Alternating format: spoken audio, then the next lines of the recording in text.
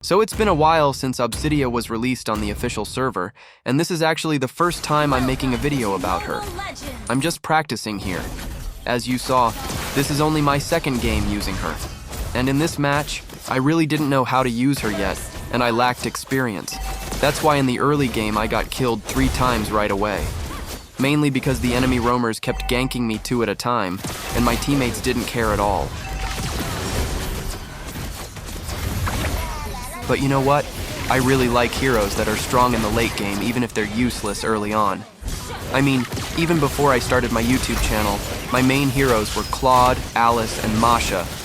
And we all know that before, they were almost useless in the early game. But once it hits late game, they become absolute monsters. The main challenge is how you scale well.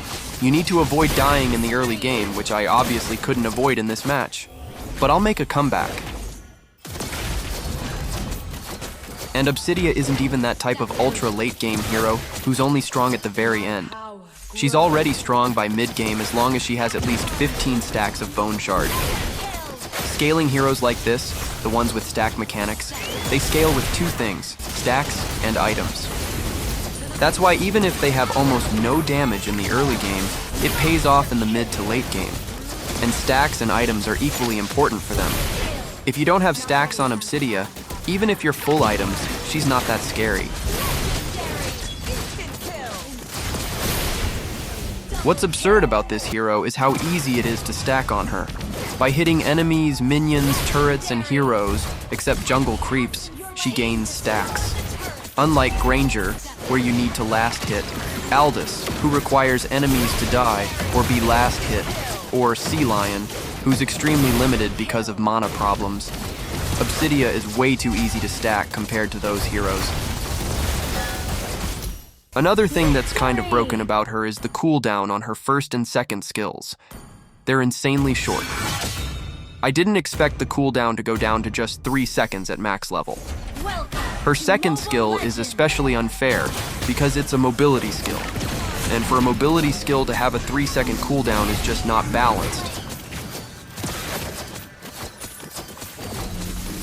This is only my second game in this video, and I actually played 4 straight games to see if I was just getting lucky with the wins, or if I really learned how to use her after just 1 game of trying her out.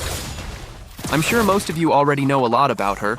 I also thought I already knew some things about her before even using her, but I didn't expect she would be this broken in the late game.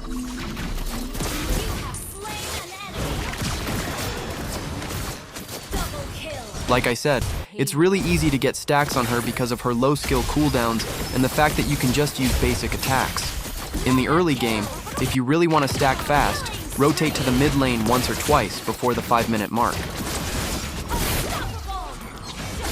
And avoid fighting enemies alone if you still don't have enough stacks early on.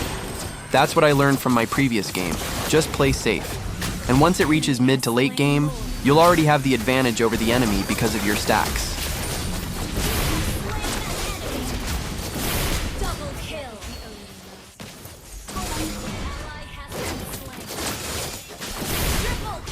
Her second skill isn't a dash, so it can't pass through walls.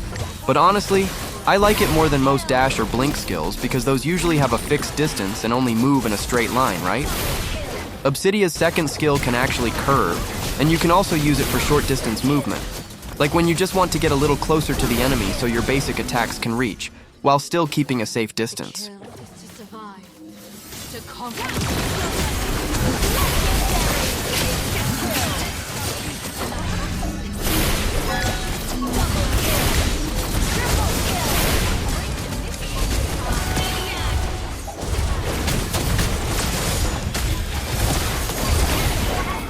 Well, it happens all the time.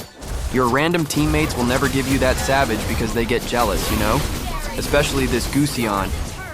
It's funny because he was trash-talking me in the early game and then I ended up carrying him in this match. So yeah, he basically had to swallow his own words, and I'm sure he felt embarrassed. The animation of her second skill is also just as fast as a dash, so the only real downside is that it can't go through walls, but that's not a big deal. The benefits you get from this skill are still way better compared to other dash skills. Here's another game. I'm up against the strongest hero in the entire history of MLBB. so I really thought this was the end for me. It looked like we were going to lose this match.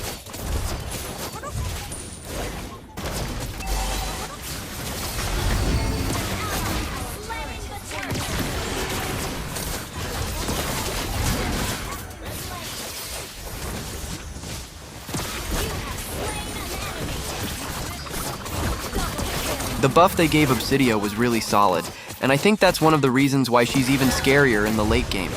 And Sky Piercer fits her perfectly because she hits so many times thanks to her passive, which means there are way more chances for Sky Piercer to trigger. You can even get the maximum possible damage out of Sky Piercer with a hero like this, unlike burst-type heroes, if you know what I mean.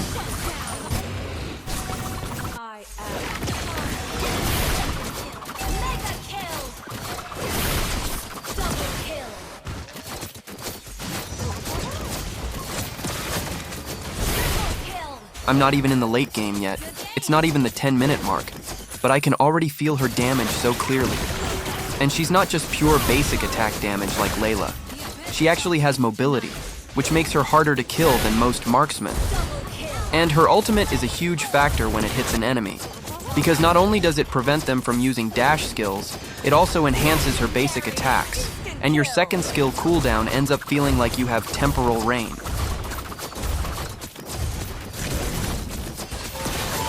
It's broken when you can make those high mobility heroes completely helpless just by landing your ultimate. And to be fair, her ultimate isn't even that hard to hit. I was expecting it to require Franco-level hook accuracy.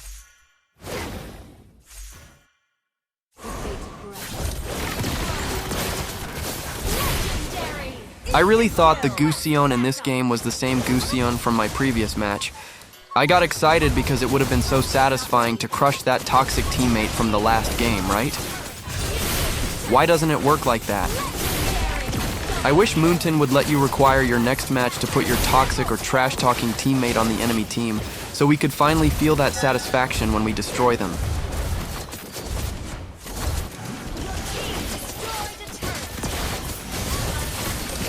That would have been a good angle for getting a Savage, but the game already ended. Turns out Obsidia is actually pretty easy to use. And heroes that are strong in the late game, I think those are really the heroes meant for me. Because most of my games really reach the late game anyway. Early game heroes aren't for me, especially the ones that are super strong early, but become trash in the late game. What happens is you end up relying on your teammates, and most of the time you can't rely on them at all, especially when your marksman is Hanabi.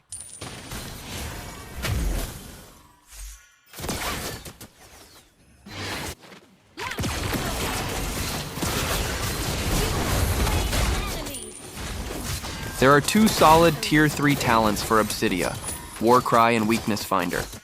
But I personally like Weakness Finder more. Why? Because the slow effect on both attack speed and movement speed can let you outplay enemies, and it's such a big help when chasing or escaping. The cooldown is just 3 seconds at minimum, so even if you're spamming basic attacks, it only triggers every 3 seconds. And honestly, that's still OP. You get to use it constantly. I'm only using the common emblem, but if you look at its base attributes, it's actually better than the marksman emblem for scaling heroes. You get extra sustain, hybrid regen to solve mana issues, plus some HP and adaptive attack. It really speeds up your scaling, which is why I like this emblem for Obsidia. Honestly, getting stacks fast and hitting your item timing is way more important than having a slightly stronger emblem.